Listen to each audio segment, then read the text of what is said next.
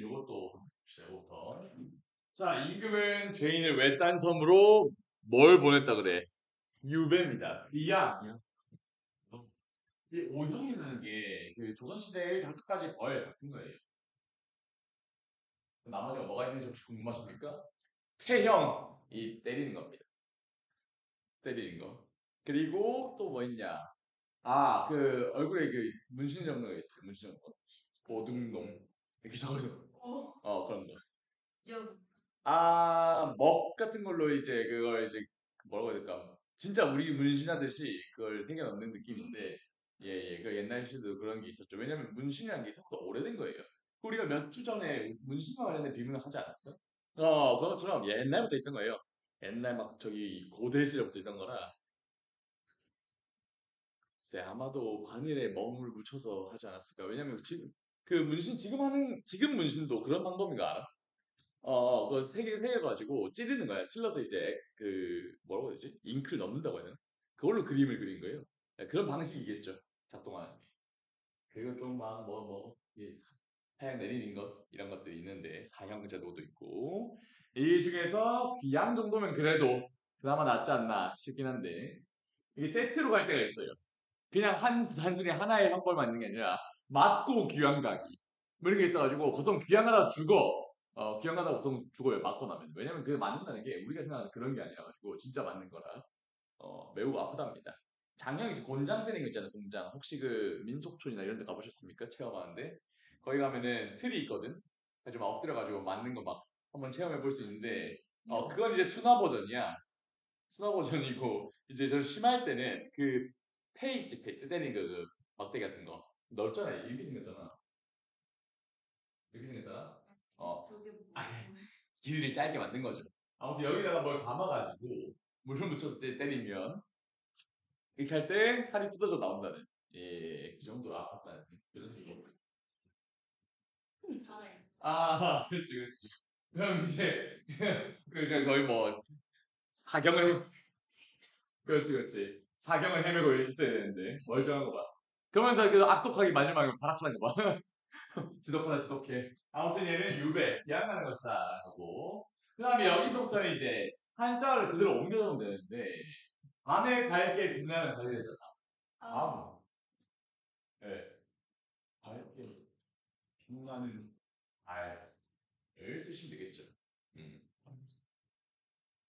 광명, 이 밝게 빛난다 라는 뜻이고 그 다음에 월, 이 달이니까 그 다음 뭐 들어가야 돼? 이거 많이 나오잖아 이거. 일편단심. 단자가 붉은 단자예요. 그래서 이제 붉은색 나오는 붉은 마음이라는 게 나오는 거. 일편단심, 지조와 절개, 충성심 이런 거랑 엮이죠. 그 다음에 윗사람을 잘 받들어 모시는 걸 뭐라고 그래? 섬기다. 근데 여기는 섬기는 것이라고 그러겠네요. 섬기는 것은. 그 다음에 인류의 역사에서 수많은 왕조의 흥망, 흥하고 망하는 것. 붙여서 흥망성쇠라고 합니다. 얘가 성이 이제 흥하는 거고 쇠가 망하는 겁니다. 그 다음에 수양대군과 단종이 이게 나오네. 폐위되는 제왕이나 후비가 다시 그 자리에 오른다는 것. 뭐라고 그럴까? 복위라 그래. 그러니까 위가 자리란 말이야. 복은 이제 다시라는 의미예요. 다시는 안자입니다. 다시 오른다는 거고. 그들을 오랜만에 만나 뭘 푸느라 회포 이건 진짜 많이 쓰죠. 회포를 푼다라는 거. 넘어갑시다. 자, 다음 넘어가가지고 두 번째 이 시대의 화자는 자신을 두고 떠난 이미 다시 돌아오기를 간절히 어 근데 여기는 기원하고 뭐라고 써있니?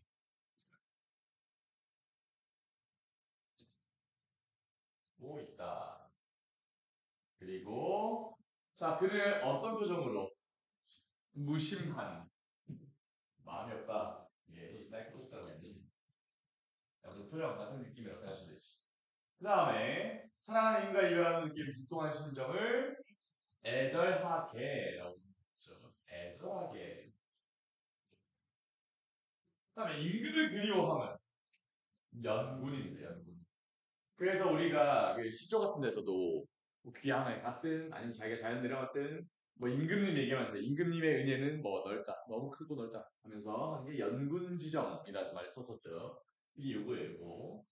그 다음에 거마가 일으키는 먼지래요. 근데 사실 이게 어디야? 이걸 아셔야 돼요. 두 번째 뜻. 위에 거는 그냥 있는 그대로 뜻이고 밑에 게 중요한 뜻이에요. 번거롭고 속된 세상, 속세라고 줄여서 그걸 부르는 말이 뭐냐? 홍진입니다. 붉은. 그러니까 붉은 먼지인데, 그러니까 단순하게 붉은 먼지를 얘기하는 게 아니라 저 밑에 뜻을 하는 게 제일 많이 나와요. 요게 사실 원래 포인트야. 그냥 붉은 먼지고 홍진을 하는 경우는 거의 없습니다. 홍진이라는 것은 이제 속세를 의미하는 것이다. 그렇다는 건 속세가 대비되는 자연 속에 있는 화자가 나올 거고, 보통 시에서 그 자연 속에 있는 화자를 저기로 돌아가고 싶지 않아 라고 보통 얘기합니다. 자연 속에 살고 싶어 하니까. 그 다음에 여기는 뭘까? 아까 내려도 말한 거 있잖아. 여, 여의 얻다. 예, 잃었다라는 겁니다. 라는 거. 그 다음에 이 몸이 죽어 무엇이 되더라도 백골, 남은 뼈. 그 다음에 자 모든 것이 더럽다. 라는 건 뭘까? 무심한이랑 헷갈리지 말라고 이렇게 쓰나봐요. 무상하네. 인생 무상. 이거 많이 들어봤죠? 더럽다. 아, 이게 다 허무한 것이다. 라는 얘기. 그 다음에 병이 위주하여 생사의 기록. 이거는 많이 쓰죠. 생사의 갈림길이라고 한다는 거. 좀 같이 해주시고요. 그 다음은 문장 성분입니다. 아, 이게 벌써 방학에 한 것도 벌써 몇 달이 지나가지고 다 까먹으셨을 텐데 한번 리마인드 하자는 거지. 주어 서술어 같이 문장 안에서 일정한 문법적 기능을 하는 부분을 뭐라고 하냐면 문장 성분. 이게 통틀어서 얘기하는 거야. 문장 성분이라고 한다. 그 다음에 문장을 이루는데 기본적으로 필요한 거 중요한 부분을 얘기하는 거지. 몸통 부분. 그걸 뭐라고 하는 거가 있어? 구성분. 성분. 그 다음 주성분이 있으면 그 주성분의 내용을 꾸며주는 게 애들도 나오겠죠. 걔는 뭐라고 한다고? 부속 성분. 부속 성분. 근데 이제 조심해야 될 게 수성분, 부속성분 하니까 이걸로 끝인 줄 아는 사람들이 있는데 하나 더 있죠. 문장 성분은. 무슨 성분이 있어? 주어, 목적어, 보어, 서술어 다 있었지. 주성분에. 그 다음에 부속성분은 관형어, 부사어가 있었어. 그럼 무슨 어가 하나 더 빠지잖아. 뭐가 빠져? 아니죠. 보어는 주성분이잖아. 뭐가 빠졌을까? 뭐가 하나 없잖아요. 이상하잖아. 얘는 존재감이 그만큼 없는 거야. 너무 슬퍼. 왜? 얘는 관련이 없는 애죠. 독립어가 있죠, 독립어. 독립 성분이 있죠. 그래서 문제가 낚시가 어떻게 나오냐면은 문장 성분은 주성분과 부속 성분으로 이루어져 있다. 이런 식으로 슬쩍 낸다는 거야. 그럼 사람들이 독립을 까먹으니까 독립 성분을 빼놓고 생각해서 오 해버린다는 거지. 그래서 안 된다는 거죠. 독립 성분도 있다는 거. 그냥 따로 쓰는 거야. 그 다음에 사수로가 나타내는 동작의 상태의 주체가 되는 거. 주체가 된다, 주체. 주어. 주인이라는 얘기고 동작의 주인. 그 다음에 움직임뿐만 아니라 상태, 성질 등을 서술하는 것은 서술어라고 합니다. 용언이 서술어로 쓰이죠. 그 다음에 서술어가 나타내는 동작의 대상이 되는 문장 성분. 대상이라잖아. 그럼 뭔데? 목적어예요. 목적어. 그러니까 우리가 단순히 주어, 목적어, 보어, 서술을 외우라는 게 아니라 목적어가 뭔데라고 물어보면 대상이 된다는 거예요. 그럼 주체는요? 주어인 거. 이렇게 알아셔야 되죠. 그 다음에 주어와 스스로 만드는 뜻이 완전하지 못한 문장에서 그 불완전한 것을 보충하여 뜻을 완전하게 하는 것. 보충하여 보어의 보어의 의미 보어의 이유는 보충하는 성분이구나. 그래서구나. 이걸 알 수가 있다는 거. 그 다음 넘어가자. 자, 할머니께서 예충을 만나신다 해서 옛은 무슨 역할이냐? 관형어예요. 관형. 친구를 꾸며주죠. 관형사가 치약을 꾸미듯이 관형어는 관형어는 그 역할하는 모든 것을 얘기하는 관형을 포함해서 관형사형으로 변한 용언도 적용입니다. 그 다음에 참 얘는 뭘까? 예, 부사어죠. 예쁘다 예쁜 부사어라고 쓰시면 되겠고 그 다음에 나오는 문장이 나는 어제 극장에서 친구를 만났다는데 기니까 사람들이 착각을 한다고 뭐라고? 병문장이라고 착각한다고 하지만 얘는 주어 성사가 하나 뿐이죠. 주어 부사어, 목적어, 서술어니까 주어 서술어가 한 개뿐인 것. 그 뭐라 그래? 포드 문장이 나온다고. 그렇죠. 본 문장. 그 다음 한 문장이 다른 문장 하나의 문장 성처럼 안고 있는 문장. 얘는 아는 문장입니다.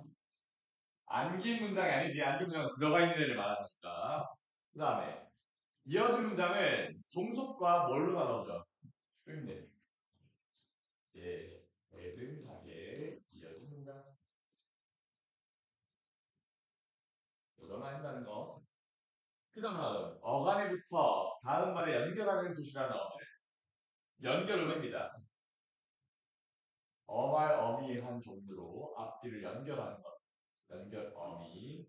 그 다음에 어간에부터 다른 품사의 기능을 수행하게 하는 어미를 그런 척하게 하는 것. 전성 어미. 관형사형 이런 거. 전성 어미. 성질을 바꾸는 거라고 했지. 그 다음 얘는 뭘까? 관형사의 어미와 비슷하게 관형을 구시라는 절. 관형절. 이름 다 나왔는데 거의 봐요. 관형절. 그 다음 남의 말을 끌고 와서 보자마자 바로 알 수가 있죠. 근데 그대로 따왔으니까 직접 인용은 인용인데 직접 인용이구나 라는 걸 알 수가 있다는 거. 이렇게 하시면 되겠습니다. 그러고 나서 앞으로 돌아오면 이제 가시리가 있을 겁니다. 가시리. 우리가 수업 때 해야 되는 이론적인 내용이 너무 많다 보니까 이 가시리는 클리닉 하겠다고 했는데 오늘 마저 이어서 하겠습니다. 혹시 얘의 형태를 보고 우리가 배운 장르 두 개 중에 뭔지 아시겠습니까? 향가일가, 고려가요일가? 형식을 봐봐요, 형식을. 형태를 봐봐. 왜 그럴까? 오, 그렇죠, 그렇죠. 그 이제 있었지, 그렇지. 그런 거 봐봐. 또 뭐 있어? 고려가요는 어떤 특징이 있다고 했지? 연가요로 구분되는 특징이 있다고 했잖아. 그치? 그래서 한 덩어리, 두 덩어리, 이렇게 세 덩어리, 네 덩어리, 네 덩어리가 나와 있으니까 얘는 분연체구나.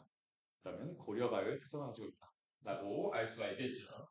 근데 이거 읽어보면 해석이 되십니까? 뭔 소리 할 거 아니야, 그렇죠? 이게 뭔데? 그러니까 오늘은 옆에다가 현대 해석도 같이 적어드리겠습니다. 해석할 수 있게끔. 왜냐면 이것도 다음 주에 나올 거 아니야. 일단은 얘는 고려가요다. 라는 거 위에다가 적어볼게. 작자 기사도 보면 알 수 있죠. 민중들이 불렀던 노래이기 때문에 작가가 정확하게 밝혀지지 않은 경우가 많다는 거. 그럼 형식상을 한번 나눠보자고. 자, 어떤 게 있냐? 우리가 이걸 나눌 때 3음보로 나눈다고 했잖아. 그럼 어떻게 나눌래? 라고 물어보면 보통 이렇게 대답하지 않을까? 가실이 있고 나는 이라고 할 거 아니에요. 3음보면 한 줄을 세 덩을 끊어야 되니까. 근데 문제가 있습니다. 이 나는이 문제 나는. 얘는 뭔데? 이 나가 이거 아닙니다. 나 아니야. 내가 할 때 나는이 아니고 얘는 뭐라고 돼 있냐? 보면 이론이 들렸구나. 본문에 있어. 얘는 있어? 밑에 내가 화면이 너무 폭들해나. 자, 일단 적어드릴게요. 이 나는이라는 여음이라는데요. 후렴구와 비슷하지만 얘는 연이 끝날 때만 하는 게 아니라 아예 중간에 이렇게 끼어 있거든. 얘는 아무 뜻이 없습니다. 특별한 의미가 없고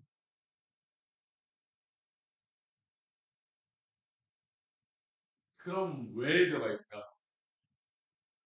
반복이 되잖아요. 반복하면은 뭐가 된다고 했지? 시에서 운율이 만들어진다고 했지. 운율 형성을 위한 요소라고 생각하시면 되겠습니다. 아무래도 고려 가요니까 노래잖아 노래. 노래로 불렀을 거고 구전되다 보면은 이렇게 음악성을 살린 부분들이 많이 나온다는 거지. 그렇다는 건 얘는 의미가 없기 때문에 얘를 떼고 앞에 남은 것을 사문보로 나누시면 된다는 거예요. 그럼 어떻게 나눠? 청산백옥과 똑같이 나누는 거죠. 사월이 났다. 라는 것처럼 가실이 있고 로 나눈다 이거예요. 그럼 우리가 나눴을 때 3, 3, 2 하니까 3음보와 3, 3, 2조의 음보율, 음수율 다 있다는 걸 알 수가 있을 거고 여기서 이 입고가 뭔가는 모르겠으니까 이 위에도 따로 빼서 설명해 드릴게요. 이 입고는 뭐냐면은 뭐 입다 혹은 뭐 입고 형태로 쓰이는데 얘는 일단 존칭이 플러스 되는 거예요. 그러니까 존댓말인데 의문형 종결어.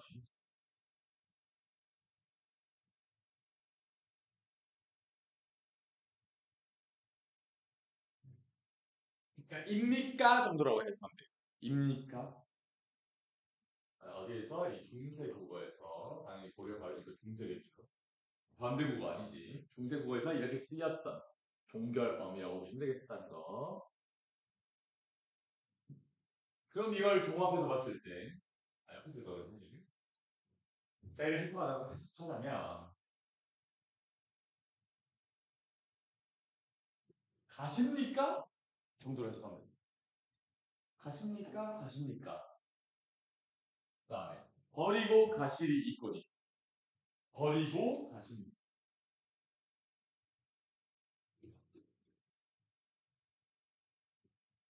그럼 되겠죠.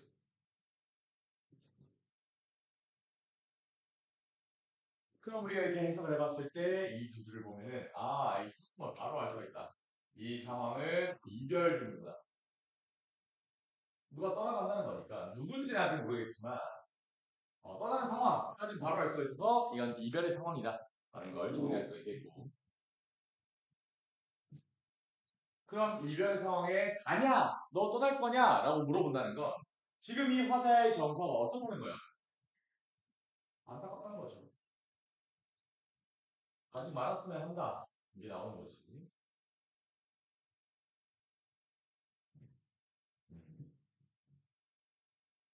여기 이제 우리가 보는 일련의 내용이다. 라는 거.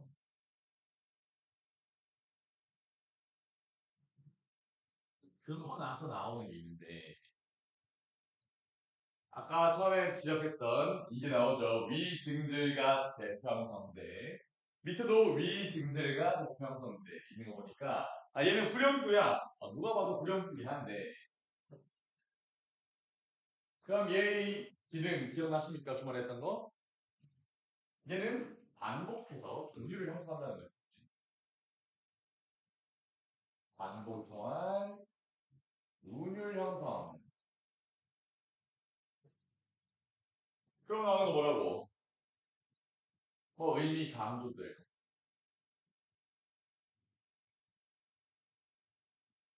근데 여기보다는 운율 형성에 주어가 되는 게 왜냐면 무조건 의미가 없다고 했잖아. 그치? 반복어 자체는 이런 게 있지만 그럼 뭘 하냐? 연을 구분한다. 그런 기능을 하죠. 그치? 이 두 가지가 크게 작용되는 것이다. 라고 생각하시면 되겠고요. 그럼 얘는 의미가 보통 없지만 위 증세가 대평등된 얄리얄리 얄라숑에 비하면은 뜻이 있긴 합니다. 이 위가 뭐냐? 이 위는 거. 위가 남편다 이겁니다. 오, 같은 거예요. 그다음에 증질가는 뭐냐? 얘는 악기 소리를 흉내내. 어떤 악기가 이렇게 증질가라고 오는지 잘 모르겠지만, 그렇다고 합니다. 그럼 대평성대 자체는 애초에 뜻이 있어. 혹시 그 비슷하잖아요. 태평성대라는 말 들어보셨습니까? 어떤 어떤 시대일까? 태평성대라는 시대잖아. 좋은 시대. 평화로운 시대. 매우 평화로운 시대. 나를 얘기하는 거야.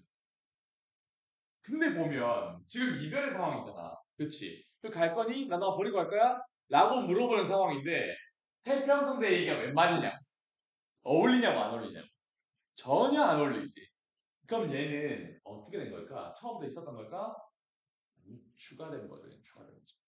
그러니까 없던 걸 만드는 거죠. 혹은 바꿨거나. 얘를 왜 그렇게 생각하냐? 이 시적인 상황과 어울리지 않지. 이별의 상황 중인데 평화로운 시대 얘기하는 게 이상하다라는 거. 근데 태평성대라는 건 평화로운 시대고 평화로운 시대가 되려면 누가 잘해야겠어? 왕이 잘 해야죠.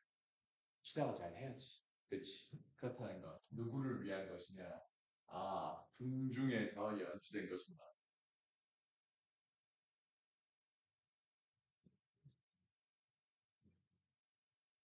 이걸 알 수, 궁중에서 연주했다. 내가 이게 왜 하냐면은 우리가 고려가요 이론을 배울 때 그거 했잖아. 고려시대 때 민중들이 한 것 플러스를 해가지고 후대에 모아서 궁중에서 왕궁에서 연주된 것 얘기를 했었죠. 조선시대 고려 가요들 남은 걸 좀 모아가지고 좀 약간 너무 과한 것들을 좀 빼내고 걔네를 삭제하고 궁중에서 연주할 만한 것들을 다시 좀 배편을 해서 다시 바꿔서 연주를 한 겁니다. 그거를 그렇게 알아주면 이 태평성대를 보자마자 바로 알 수가 있다. 아, 그래서 내용과 다른 거구나. 추가한 버전이구나. 걸 알 수가 있다는 거지. 그리고 이제 다음 면으로 갑시다. 나는 어찌 살라 하고 날 너는이 나보고는 나는 어떻게 살라고 정도 되는 거예요 이게. 버리고 다시 입고는 위에 있습니다. 버리고 가십니까? 라는 얘기 나오는 거지. 그러니까 이 나는 이제 화자로 할 수가 있겠지. 그럼 이 내용은 자 보니까 야 왜 나 나 어떻게 하라고 하는 그 원망의 정도 딱 보이죠? 나보고 어떻게 하라고 너는 버리고 가냐? 라는 얘기. 어, 그게 이제 이연의 내용이라고. 여기도 마찬가지로 나는 여음이 나온다는 거. 그러니까 여기는 여음도 있고 후렴구도 있고 그렇게 반복된다고 생각하시면 돼요. 그런 거 사면으로 가자. 잡사와 두어리만 하는 선하면 아니 올세라 했는데 여기서 주의해야 될 게 뭐냐?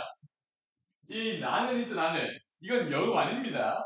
이건 체크 내가 안 할 거야. 왜냐면 이거는 잡고 싶지만 이하는 그냥 뜻으로 해서 보는 거예요. 여음이 아니라는 거. 따로 적어요. 여기 여음 안.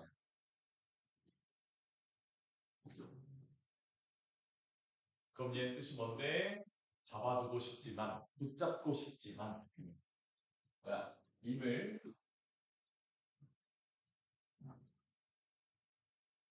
하지 말라고 붙잡고 싶지만 또 붙잡아 두고 싶지만 선하면 아니올시라. 얘는 뭐냐? 선하면 뭔데? 서운하면 이거예요. 그러니까 내가 이제 그러니까 이거 약간 딴 얘기지만 원래 이별할 때 질척되면은 그 상대방이 정이 더 떨어진다고 하잖아. 그런 느낌이라고 생각하시면 돼요.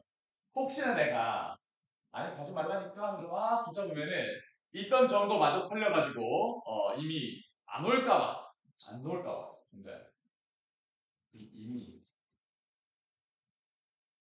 서운하면 오지 않을까봐 오지 않을까봐 무서웠어 두렵다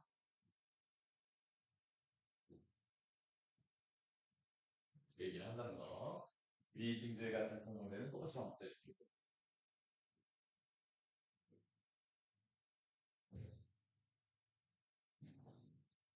그렇다는 건 내가 지금 가지 말라고 막 원망하면서 붙잡고 싶지만 붙잡을 수가 있어 없어? 없다는 거예요. 이 상황에서 거야. 에휴, 내가 붙잡으면 분명히 정떨어져서 또 안 오겠지? 라는 거. 체념을 한 뒤에 받아들인다. 수용을 하는 단계다. 라는 걸 알 수가 있다. 하면 이런 내용이었다.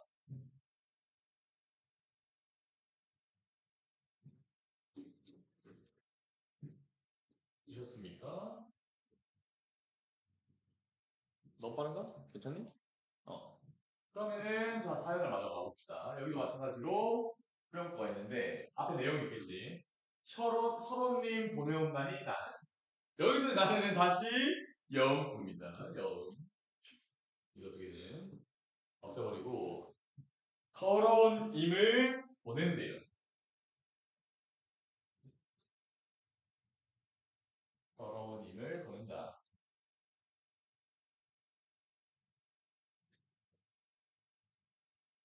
보내니, 보내드리니, 가시는 듯 돌아오소서. 이건 뭐냐? 가시는 듯은 가자마자야. 어, 가시자마자 돌아오세요. 정도로 해석하시면 됩니다.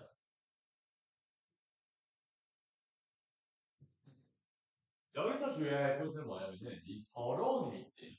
이 서러움이 임을 꾸미는 거잖아. 근데 두 가지로 해석 가능해요. 1번 임이 서러운 것과 내가 서러운 것이.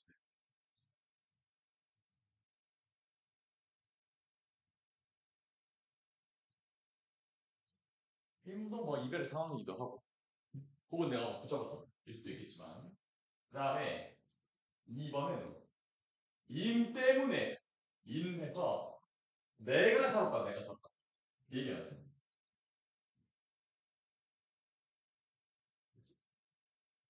그래서 요 서러운 임을 중의적 표현이라고 합니다.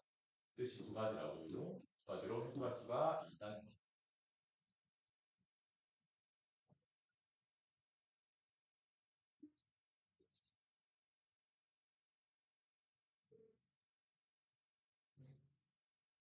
근데 사실 님 가지 마 하고 붙잡고 싶은 거야.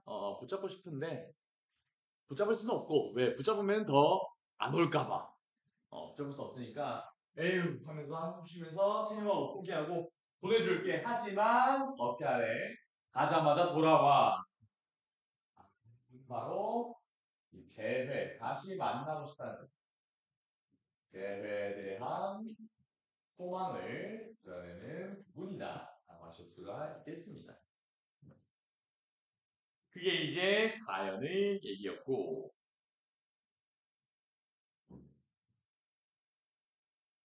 내용상으로 해석이 좀 힘드니까 옆에 같이 현대어 해석과 함께 어떤 내용이다 다시 쭉 적어드린 거고요.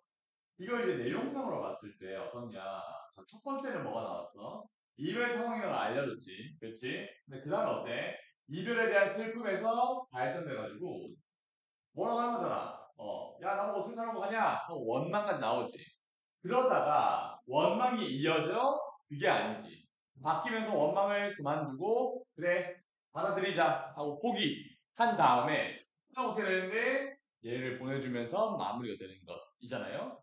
얘가 단순히 내더울에서 그런 게 아니라, 내용상으로도 그러하기 때문에, 우린 이걸 뭐라고 부르냐?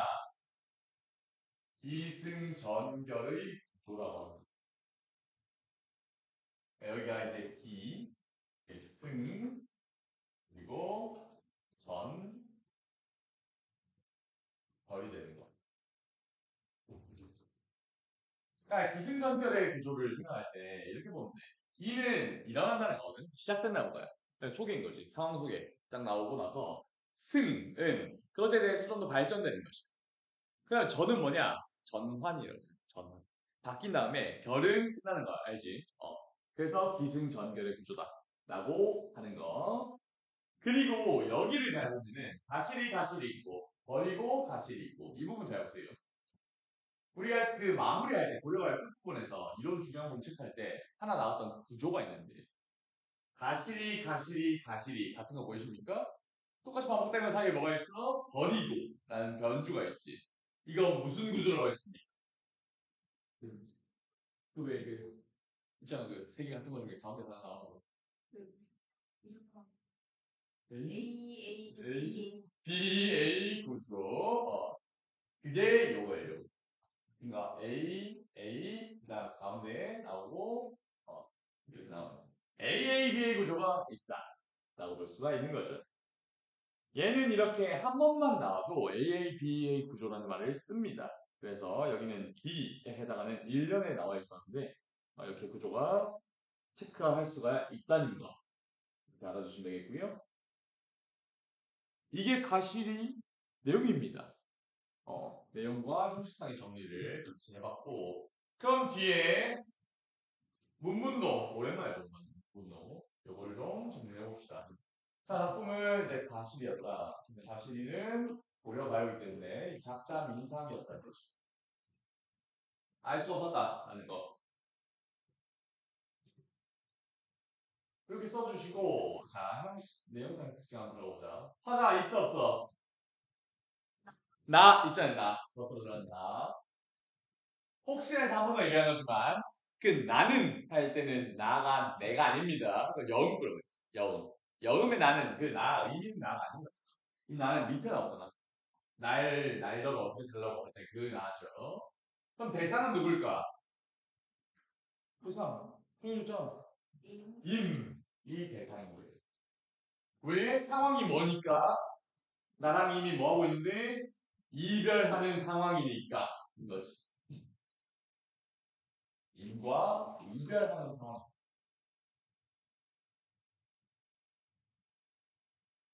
한 제일 많이 언급되는 단어는 임이라고 쓸 수가 있겠죠.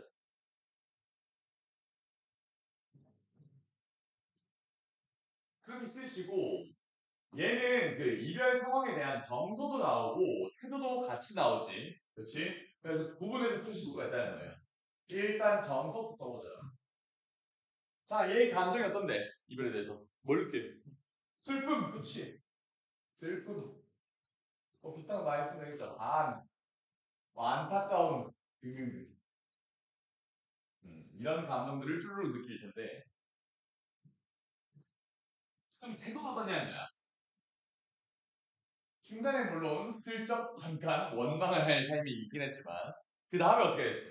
이별 상황 자체를 받아들이고 수용한 다음에 체념한 다음에 뭘 하고 싶다고 그래 다시 만날 때가 기다리고 있으니까 빨리 와 나는 이 재회에 대한 도망을 하는 걸로 태도를 결정하죠.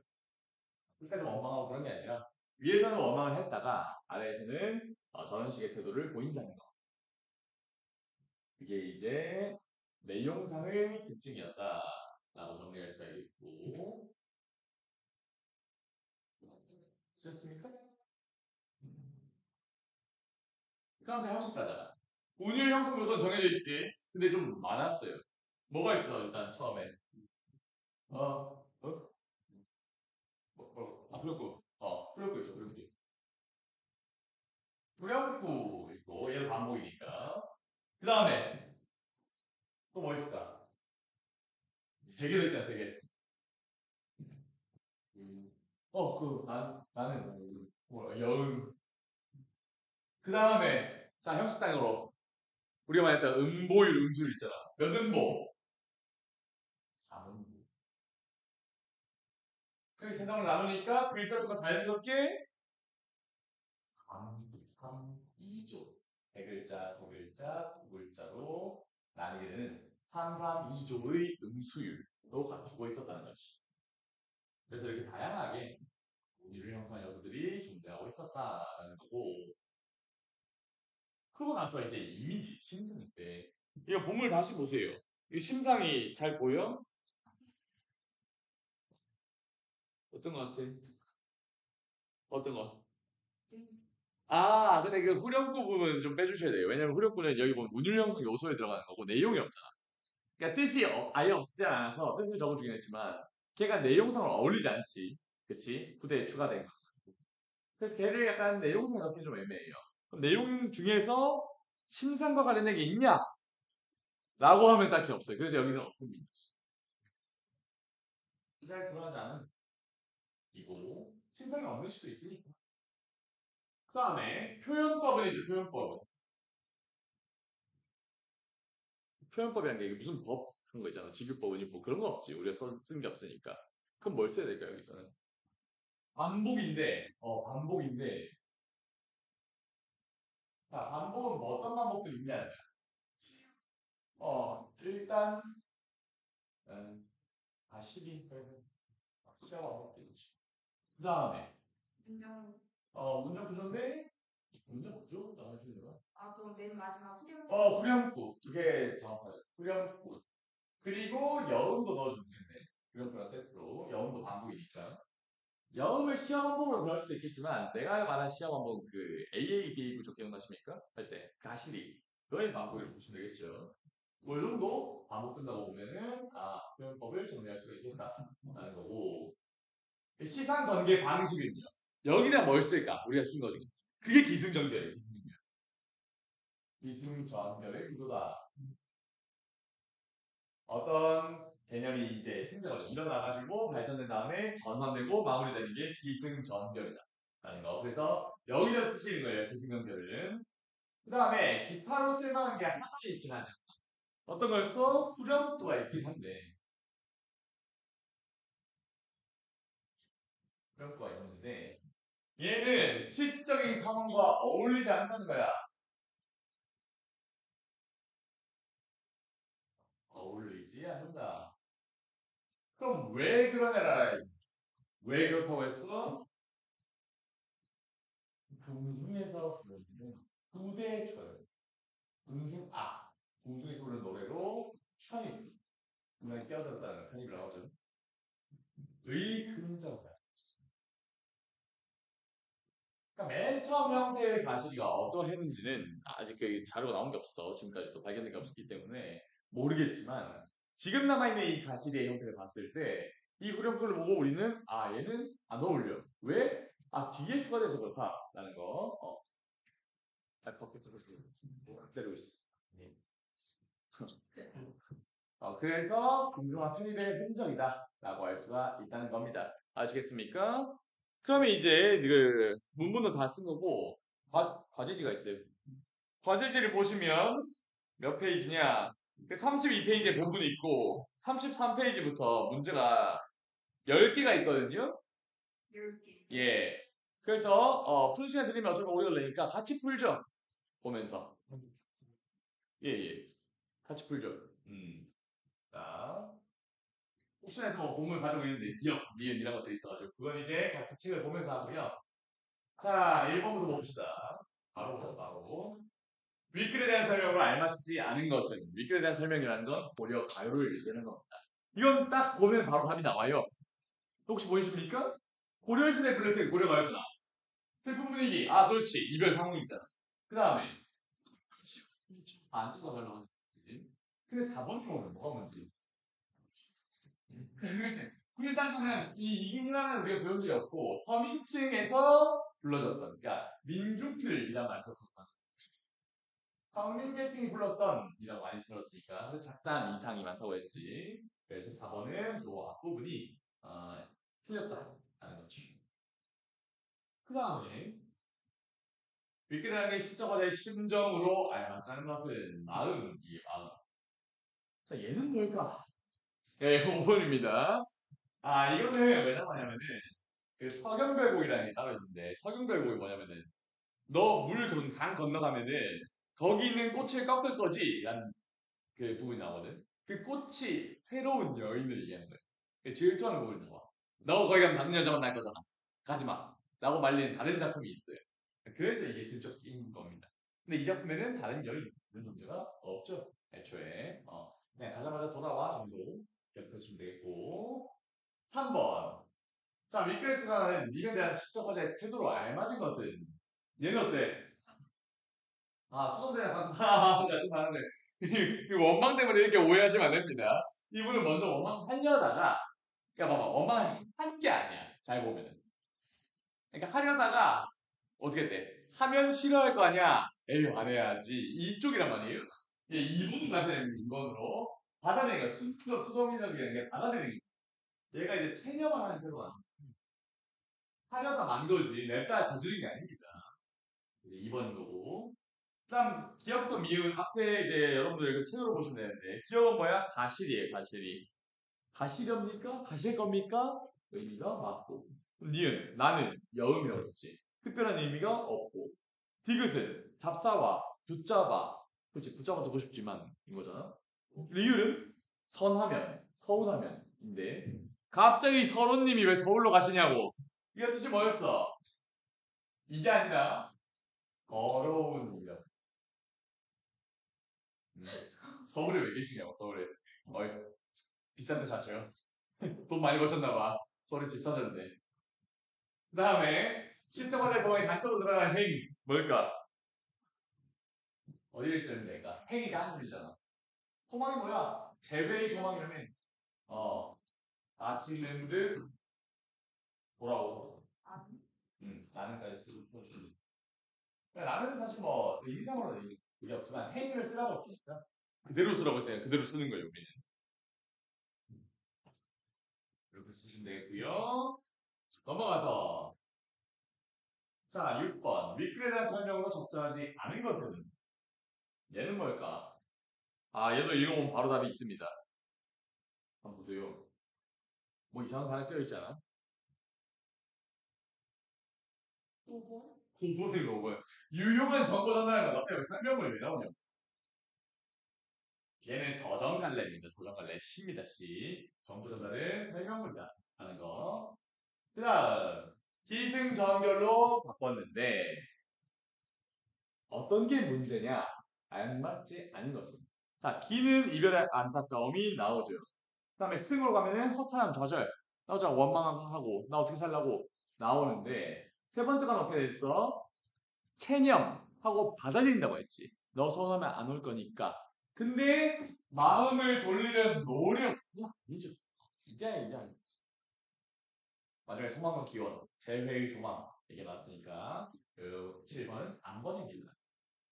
그 다음에 8번 가면은 윗글 글쓴이에 대해 상상한 내용으로 적절하지 않은 것은 인데 직접 경험해본 사람인 것 같아. 그렇죠. 그 다음에 이별의 문제에 관심 많은 사람 지금 당장 이별하고 있으니까 그 다음에 남자에게 전하고 싶었던 것 같아. 나 좀 알아줘. 또 될 수가 있는데 4번 어때? 헤어진 아픔을 받아들이는 자세 이것도 맞는 것 같아. 체념하니까 수용하니까 근데 5번 어때? 갑자기 충효의 마음 뭔데? 충신이냐고 이 사람이 없죠. 그래서 5번이다. 다음 시적 화자와 님의 관계 및 상황에 대한 설명으로 적절하지 않은 것은 얘는 뭘까? 아 그렇죠.